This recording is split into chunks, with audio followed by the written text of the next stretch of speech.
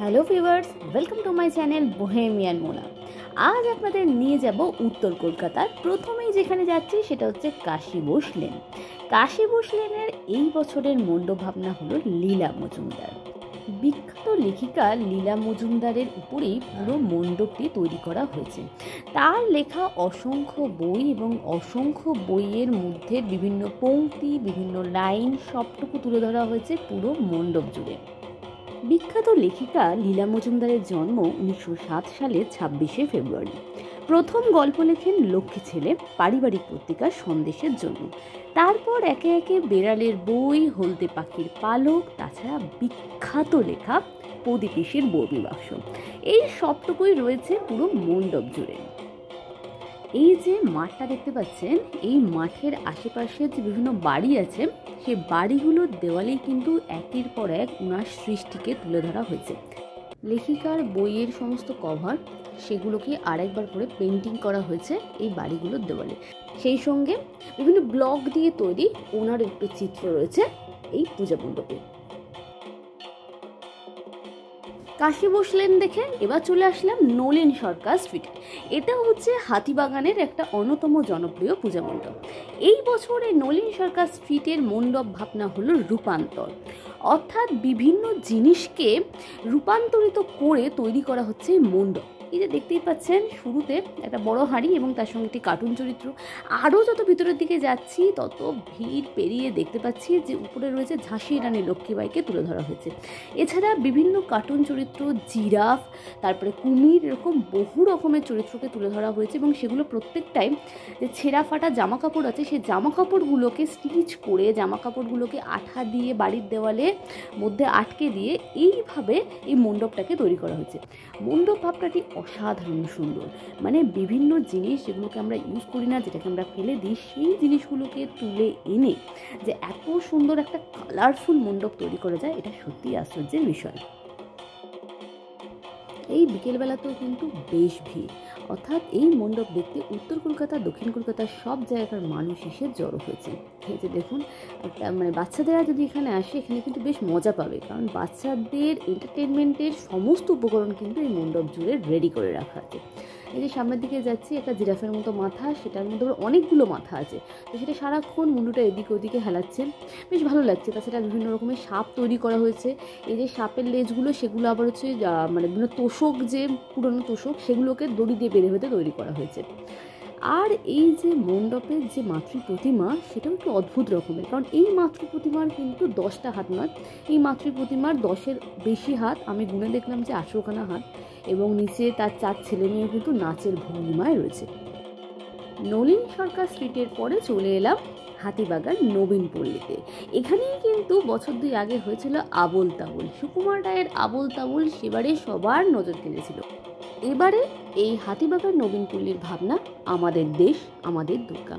মূলত এখানে মহিলা বিপ্লবীদের কথাই তুলে ধরা হয়েছে। একদম মণ্ডপের শুরুতেই উপরে ঝুলছে লেখা ডু অর ডাই, হয় করব না হয় মরব।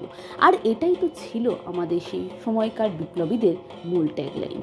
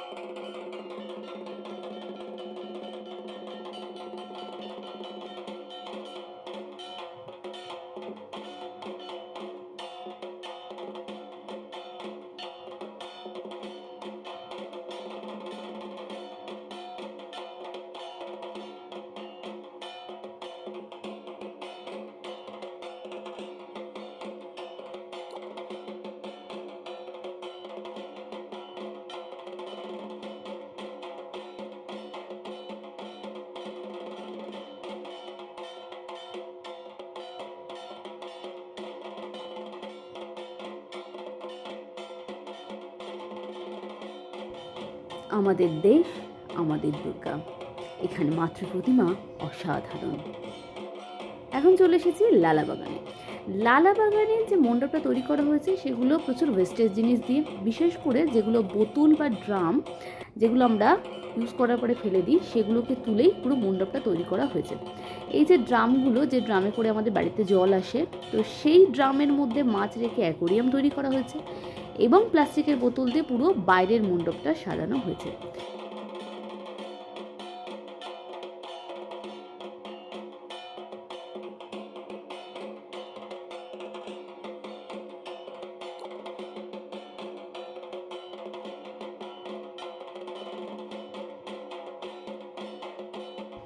হাতিবাগান থেকে বেরিয়ে চলে এলাম চালতা বাগানে।